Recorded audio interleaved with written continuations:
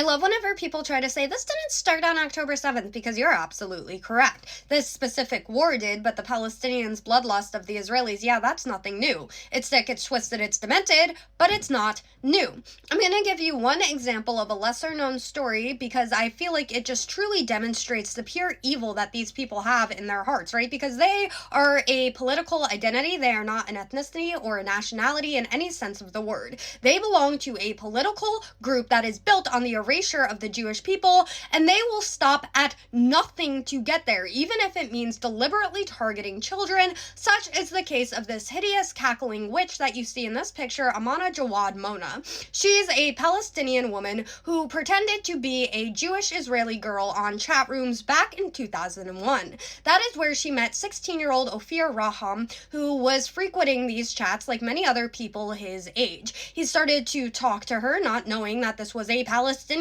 woman, and started to develop feelings for her, which he thought were mutual. She then lured him to a very dangerous area of Israel where the IDF did not have good control over, and from there he was met with Palestinian militants who kidnapped him and then shot him multiple times at point blank range. In other words, this was a premeditated murder of an Israeli child, right? Because at 16 years old, you are still a child. She knew exactly what she was doing. She knew that she was luring this young boy who was nervous about going to his death. And was she remorseful about this?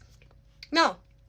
No, she thought it was funny. She was laughing the entire time in her trial. She was talking about how she was proud of what she did, actually. She thought it was a big joke, and then she got sentenced to life, and then, of course, she got released during the Gilad Shalit deal. For those of you that don't know what that is basically what Yahya Sinwar based October 7th off of, because he was also released as a part of that. Basically, Hamas had abducted an IDF soldier, and as a result, because Israel values life so much, they released over 1,000 violent Palestinian prisoners just to get the return of this one hostage because they wanted him home that badly. Yahya Sinwar was also part of that release, and after he realized the extent that Israel was willing to go in order to protect life, that's why he took so many hostages on October 7th. It's sick in the head and just goes to show you that one is a death cult and one will stop at nothing because they care about life so much. But this is just so disturbing to see somebody take so much pride and joy in the harming of a child on the basis of the nation in which he's from. And if you support this, you